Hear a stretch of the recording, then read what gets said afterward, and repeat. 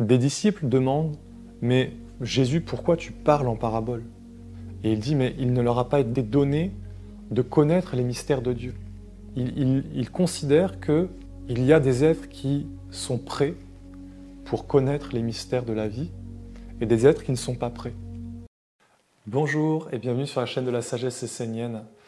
Aujourd'hui, je vous partage une vidéo qui est un extrait d'un séminaire que j'ai donné il y a environ 1 an sur les mystères de Jésus, de Saint Jean, de Marie-Madeleine, et donc sur la naissance du christianisme, sur cette idée d'un christianisme ésotérique et originel. Donc en fait, dans cet extrait, je partage toutes les connaissances qu'il y a derrière le christianisme, et notamment en fait sur comment le christianisme est né, c'est-à-dire comment il est né à partir des communautés esséniennes, comment ces communautés sont nées, quelles sont leurs filiations, d'où elles viennent, et quelle était leur mission. Et ensuite, je vous parle en fait de la vie de Jésus, et donc du lien qu'il y a entre Jésus, Saint Jean et Marie-Madeleine, et des enseignements cachés en fait, des enseignements secrets, qui étaient les enseignements esséniens de la tradition essénienne depuis des milliers d'années. Si vous le souhaitez, ce séminaire il est disponible en vidéo sur mon site Le Cercle de la Sagesse, et spécialement pour cette vidéo, on fait une offre où les vidéos du séminaire sont moins chères que d'habitude. Je vous invite à aller voir le lien dans la description, et vous pouvez aussi entrer sur le Cercle de la Sagesse, qui est un espace membre où je partage toutes mes formations, toutes mes vidéos, tous mes séminaires, et donc vous aurez aussi accès à ce contenu. Et en cela, il a la même vision que ses pères et ses ancêtres, c'est-à-dire des prophètes de la tradition, ou même des anciennes civilisations comme en Égypte, où les initiés étaient préparés, les êtres étaient préparés pour aller vers les mystères de l'esprit, et quelque part, seuls ceux qui étaient prêts pouvaient aller vers les mystères de l'esprit. Mais en réalité, personne n'était abandonné parce que Jésus avait un enseignement à différents niveaux, à différents degrés. Et en parlant en parabole, d'une certaine façon, il pouvait quand même semer des graines dans l'inconscient de l'humanité. Et il pouvait amener une conscience qui allait pouvoir germer peut-être 1000 ans, 2000 ans, 3000 ans plus tard. Alors aujourd'hui, on se pose encore la question, est-ce que les paroles qu'il a prononcées ont germé dans le cœur des êtres humains? On se demande. Et je pense qu'on peut voir que pour une partie de l'humanité, ces paroles, elles ont germé, pour une petite partie. Mais pour une autre, pas encore. Mais elles ont été mises dans la terre intérieure, vous voyez. Ce sont des idées, des concepts, des images oniriques qui disent par exemple, voilà, l'homme est amour. La vraie nature de l'homme, c'est l'amour.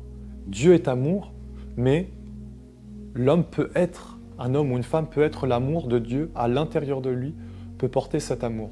Donc ce qui m'intéresse, c'est de vous amener, on va dire, une partie un peu ésotérique de l'histoire pour vous dire, mais comment Jésus est devenu cette lumière. Il faut savoir déjà que Jésus n'est pas apparu de rien. Parce que dans cette tradition de la lumière, qui est venue principalement d'Égypte, qui a été véhiculée par Moïse, Moïse a quitté l'Égypte et on dit qu'il y a eu l'exode. Et en fait, de cet exode se sont formées beaucoup de petites communautés dans toute cette région du Moyen-Orient, de la Palestine, justement jusqu'à Jérusalem et à tous ces endroits, tous ces lieux, qui ont formé la tradition juive. La tradition juive est née de Moïse et d'une lignée de prophètes, d'une lignée de sages, d'initiés, qui ont transmis la tradition sous forme de mystères ésotériques. Lorsque Moïse est parti d'Égypte, il a emmené une partie du savoir égyptien avec lui. Et il a transmis ce savoir sous une forme plus ou moins qui a été transformée, dans le sens qu'elle a été adaptée, ce qui a donné naissance au judaïsme, ce qui a donné naissance aux enseignements ésotériques, comme les 22 lettres de l'alphabet hébraïque, la Kabbale, et toute cette connaissance des différentes sphères. Vous voyez l'arbre de vie de la Kabbale, qui donne une structure de l'univers, une structure des mondes, avec un monde d'éternité, un monde de divinité, et différents mondes, qui sont les mondes des lois, les mondes des vertus, des forces divines. L'enseignement de la Kabbale est très riche et parle de forces angéliques, de forces divines et d'une structure en fait de l'univers. Et de tout ça sont nées des communautés qui étaient porteuses des mystères ésotériques et qui ont préservé le chemin de l'initiation.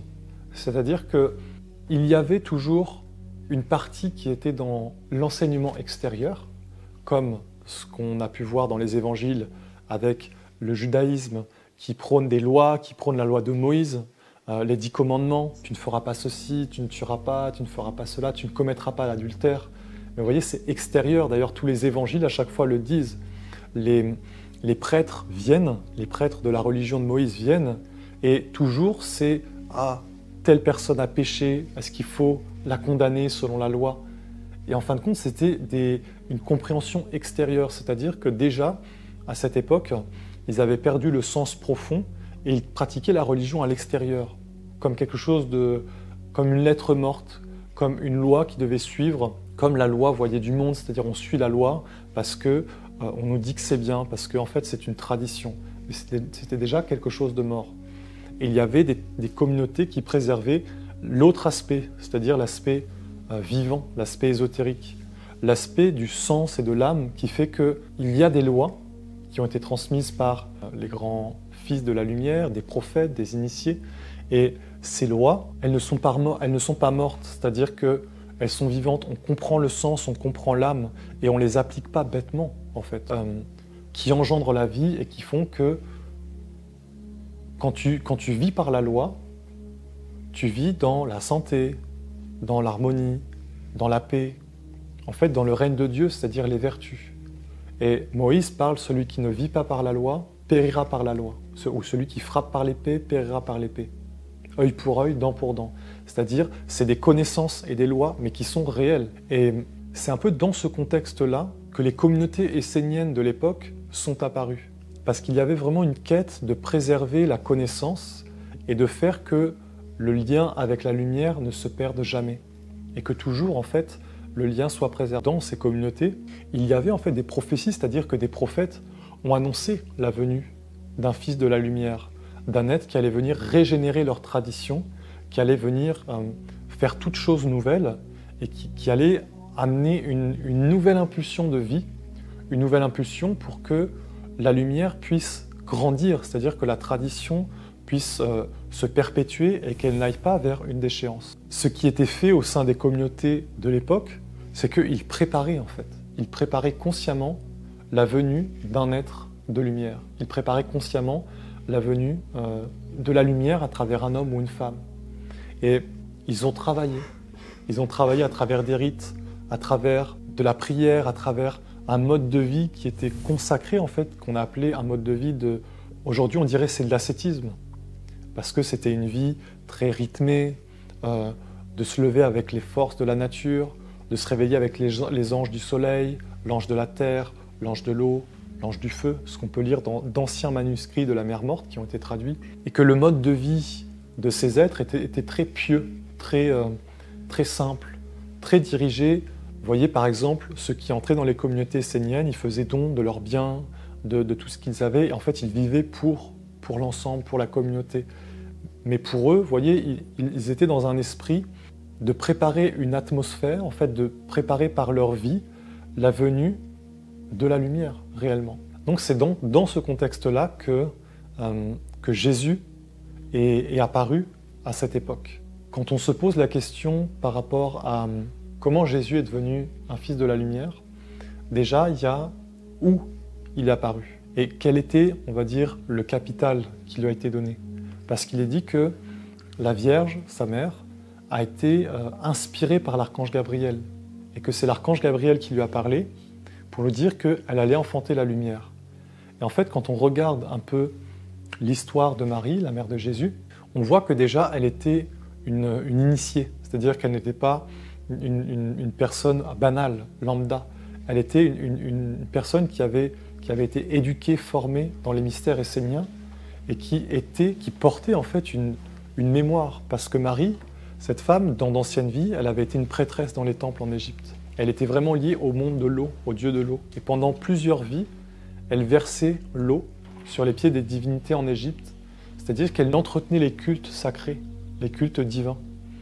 Et c'était comme en fait une préparation, c'est-à-dire que par ses anciennes vies, elle s'est préparée. C'est-à-dire qu'elle a préparé sa mission, elle a préparé son chemin pour pouvoir mettre au monde la lumière. Mais vous voyez, mettre au monde la lumière, c'est pas juste de mettre au monde un homme physique. C'est-à-dire, c'est pas juste d'enfanter un enfant.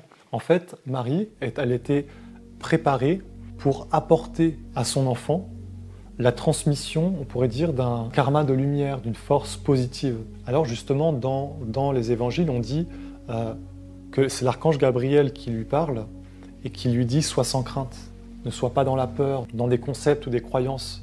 Parce que, quelque part, ils savaient. Ils étaient, à travers des prophéties, à travers des oracles, plus ou moins, ils savaient que Jésus allait venir. Et qu'il y a même une prophétie, en fait, qui dit que il va venir dans telle lignée, dans telle famille, qui était la lignée de Joseph. Pour vraiment se plonger dans leur état d'esprit, il faut s'imaginer qu'à cette époque, vous voyez, il n'y avait pas tout le monde qu'on connaît, il n'y avait pas toute la distraction, toutes les écrans, toutes ces choses. Je dis ça parce que peut-être qu'aujourd'hui, on perd cette conscience. Et quand on se dit, l'archange Gabriel a parlé à Marie, on se dit, mais c'est quelque chose d'extraordinaire. Alors qu'en réalité, ils étaient tellement proches de la vie, dans une vie simple, dans une éducation sacrée, que c'était presque naturel. Il y a eu beaucoup de prophètes, d'hommes et de femmes qui ont été en contact avec des anges, avec des archanges. Parce qu'à cette époque, c'était beaucoup plus proche, vous voyez, c'était beaucoup plus présent. Donc, l'archange Gabriel a montré à Marie qu'elle devait se purifier, elle devait être justement ce qu'on appelait vierge. Mais elle ne devait pas être vierge du corps, elle devait être vierge de son âme et de sa vie intérieure. Parce que c'est de cette virginité intérieure qu'elle pourrait donner naissance à la lumière et qu'elle pourrait apporter les meilleures conditions pour qu'un fils de Dieu, vraiment un fils de Dieu véritable, puisse s'incarner. Donc comme on dit dans l'enseignement essénien, un être de lumière choisit toujours son incarnation. C'est-à-dire qu'un être de lumière choisit consciemment l'endroit où il va s'incarner, ses parents, sa lignée. On pourrait dire que c'est une faculté de l'âme qui a travaillé tellement à travers des vies et des vies de cheminement initiatique qu'à partir d'un moment, elle peut décider consciemment de où elle va s'incarner, dans quelles conditions, comment, pour pouvoir avoir les meilleures conditions pour sa mission. Alors qu'à un autre degré, l'âme, on va dire, qui est plus restée dans l'inconscience, dans l'endormissement, va être plus digérée dans le monde de l'au-delà, de l'invisible, et va se réincarner inconsciemment. Parce que de même, tel tu vis dans ta vie terrestre, tu vis la même vie dans l'au-delà. Et justement, vous voyez, en Égypte ancienne, pour faire un peu le lien, parce que Jésus a quand même été énormément influencé par l'Égypte. Il a été éduqué une partie de sa vie en Égypte, mais il a été vraiment porteur de ces mystères d'Égypte. Et je sais d'ailleurs que Olivier nous disait dans certaines conférences qu'une des raisons pour laquelle ils l'ont crucifié, c'est parce qu'il enseignait les mystères d'Égypte à l'époque, c'est-à-dire à l'époque où il était présent. Il faisait faire des initiations égyptiennes. Quand on a Lazare qui va 3 jours, qui est mort pendant 3 jours et qui renaît, c'était des initiations égyptiennes où les êtres allaient dans des sarcophages pendant 3 jours, dans le noir. Et en fait, c'était une initiation de la Renaissance. Donc, c'est pas dit textuellement, parce qu'on n'aurait jamais dit ça. C'était déjà considéré comme des hérétiques. Vous voyez, les Égyptiens, c'était des polythéistes, donc ils croyaient en plusieurs dieux. En tout cas, c'est ce qu'on disait, alors qu'en réalité, ils croyaient en un seul Dieu. Mais c'est ce qu'on a dit d'eux. Donc, on peut dire que Jésus a vraiment choisi son incarnation, vraiment comme des grands maîtres, des grands fils de la lumière. Et de ce choix, c'est ce qui lui a donné les conditions qui allaient ensuite lui permettre de réaliser sa mission. Au sein de ces communautés, il y avait des grands sages qui étaient généralement plus cachés, c'est-à-dire qui n'étaient pas forcément mis en avant à l'extérieur, mais c'était une époque où justement le peuple allait plus facilement voir des sages pour être éclairé, pour demander des conseils. C'est-à-dire que c'était une époque où il y avait encore beaucoup de sages, mais généralement les sages étaient plus cachés, c'est-à-dire Ils n'étaient pas au grand jour, ils étaient dans des lieux retirés, dans des temples, dans des endroits où justement ils cherchaient à garder leur sagesse, leur pureté, et surtout qu'ils n'étaient pas forcément accessibles. Vous voyez, ils n'étaient pas vraiment ouverts vers l'extérieur, ouverts au monde. Alors Jésus, en fait, a reçu une éducation d'initié. C'est-à-dire que, étant arrivé dans une communauté où il y avait des écoles, où il y avait des maîtres déjà présents, parce qu'il y avait des maîtres présents, mais ce n'étaient pas des grands maîtres, c'était quand même des grands maîtres. Mais on pourrait dire qu'à cette époque, justement, ils attendaient celui qui allait renouveler la lumière. Donc ils étaient dans une sagesse, dans une connaissance qui leur venait du passé, de l'Égypte, des Chaldéens, des Celtes. Il y avait toute une connaissance de l'astrologie, toute une connaissance des mystères, des dieux, même de la médecine. On dit que les Esséniens étaient des thérapeutes et des grands médecins, mais parce qu'ils avaient une connaissance de la médecine. Ils soignaient. D'ailleurs, Jésus fait beaucoup de soins dans son chemin. Il soigne, il guérit, mais il avait des connaissances de l'ancienne médecine, celle qu'on pratiquait à l'époque, parce qu'il n'y avait pas la technologie. On pratiquait une médecine différente. On pratiquait une médecine beaucoup tournée vers l'alimentation, vers le jeûne, vers, de connaître les maux, mais d'avoir les moyens de les rééquilibrer avec ce qui était présent à l'époque. Et à l'époque, on utilisait beaucoup plus l'invisible aussi, c'est-à-dire l'aspect subtil, l'aspect éthérique, magnétique, parce qu'on n'avait pas tout ça. Et que surtout, c'était une médecine plus proche de l'état de l'époque, qui était encore un état d'être intérieur religieux. Donc il y avait tout ça, et ce qui a fait que Jésus et Saint Jean ont été très proches, c'était qu'ils étaient dans la même communauté. En fait, Saint Jean était aussi un Essénien. Ils ont grandi très proches, et leurs chemins se sont plus ou moins, vraiment croisés, dans le sens qu'ils se sont unis par affinité, parce que déjà, il montrait tous les signes qu'il était un fils de Dieu. Donc il avait vraiment l'esprit, vous voyez, l'esprit éveillé, c'est-à-dire la lumière, la connaissance, la science à l'intérieur. Il savait lui-même qu'il était venu pour une mission particulière. Et donc c'était pas quelque chose de secret, vous voyez, c'était connu. Et Saint Jean, lui, était porteur de grands savoirs, de grandes connaissances. Et justement, leur affinité était très forte, parce que on pense toujours que Jésus était un être supérieur à tout, et que c'est lui qui disait tout, qu'il avait la connaissance sur tout.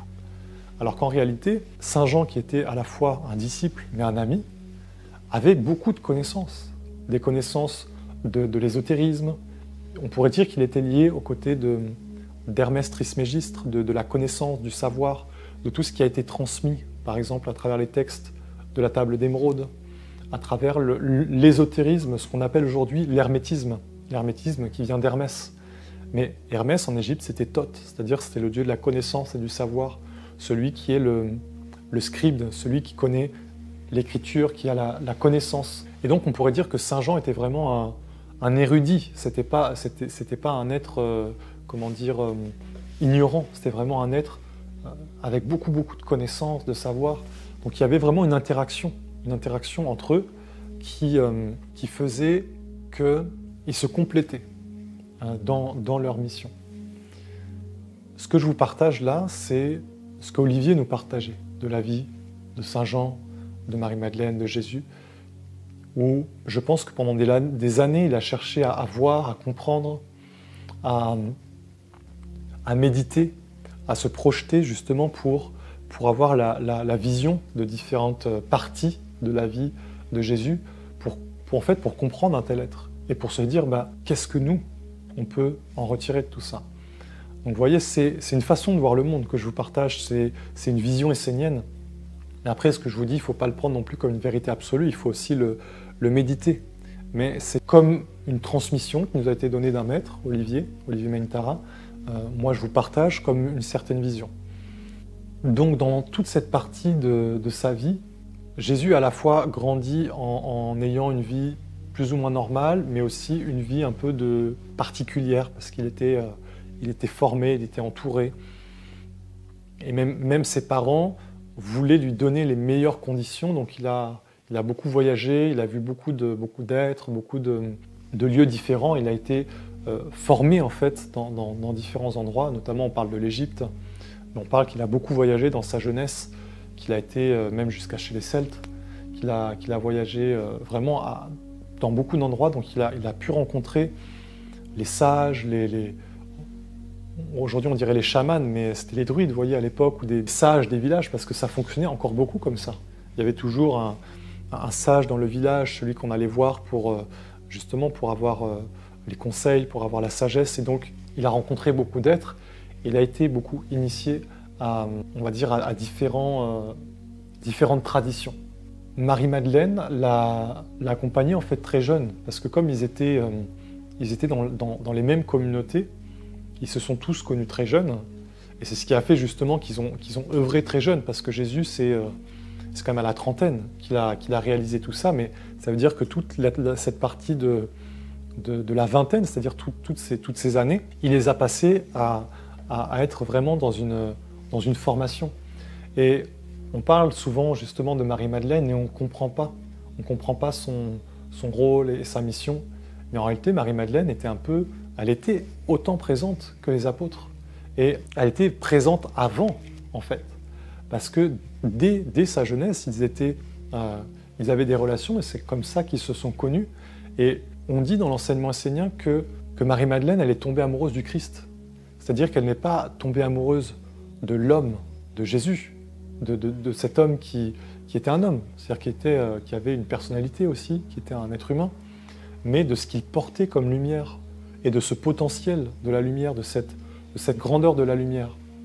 Et dans certains textes que l'on a retrouvés, en tout cas avec des dialogues qu'on a eus avec comme la mémoire et l'âme de Marie-Madeleine, il nous était dit que Marie-Madeleine était une initiée en Égypte, dans les mystères d'Hathor, et qu'elle a connu, dans les temples d'Égypte, cette lumière du Christ qu'elle a retrouvée dans Jésus. Et que c'est de cette lumière, en réalité, qu'elle est tombée amoureuse. Mais vous voyez, on peut faire le parallèle avec nous aujourd'hui. Ce qui fait qu'on est amoureux d'une connaissance, d'un enseignement, c'est pas la forme en elle-même. C'est l'âme qu'il y a à l'intérieur, c'est la lumière, c'est l'esprit. Et cet esprit, il est universel, parce que vous voyez, à travers les époques, il y aura différentes manifestations. Il y a eu les Celtes, il y a eu des traditions en Chine, en Inde, et dans différentes parties du monde. Et dans différentes parties du monde, ils ont eu accès à certains moments à cette lumière de l'esprit, en fait, qui est universelle. Et c'est, on va dire, cette lumière, cette connexion, cette reliance avec le divin, qui est l'âme de tout ce que un vrai chercheur de lumière va chercher dans sa vie. Il n'y a pas d'autre chemin, d'autre direction importante, plus importante en tout cas, que celle de cette lumière. Alors c'est pour ça qu'il y a eu des traditions tellement différentes qui se sont manifestées, mais avec un langage un peu similaire, un langage unique, et que les êtres qui sont allés vers ça cherchaient finalement cette reliance avec l'éternité. Donc Marie-Madeleine, c'est ça qu'elle a vu dans Jésus, et c'est de ça qu'elle a voulu se mettre au service. Et quand on dit qu'elle a aimé Jésus, bien sûr qu'elle l'a aimé aussi, comme une femme aime un homme, et que la religion a voulu nous dire que non, ce n'était pas sa femme et tout ça, alors qu'ils étaient dans une relation ensemble, amoureuse, mais que cette relation dépassait la simple vision du couple en tant qu'être humain. Vous voyez, un homme et une femme qui se mettent ensemble et qui ont une vie simple. Eux, il y avait une mission derrière. Et Marie-Madeleine, comme Saint Jean, ont été ceux qui ont permis à Jésus de pouvoir devenir ce qu'il a été. Pour que Jésus atteigne le degré de conscience, de reliance avec la lumière, avec l'éternité, comme il l'a atteint, il a énormément travaillé sur lui. C'est-à-dire qu'il connaissait par la science essénienne le chemin initiatique, et il a énormément pratiqué la magie pour transformer le côté sombre en lui, parce qu'il comme n'importe quel être humain, il portait une part d'obscurité. Et il a travaillé et travaillé pendant des années. Et Saint Jean et Marie-Madeleine étaient en fait autour de lui comme une terre et comme des êtres qui lui ont apporté une force, apporté un courage et qui lui ont en fait permis par l'amitié qu'il y avait entre eux, par le respect, en fait, le partage d'une mission commune, parce qu'ils savaient qu'ils étaient unis pour quelque chose de supérieur. J'espère que la vidéo vous a plu. N'hésitez pas à laisser votre avis dans les commentaires, éventuellement à poser des questions s'il y a des sujets que vous aimeriez que j'approfondisse sur la chaîne, que ce soit par rapport à Jésus ou par rapport à d'autres choses.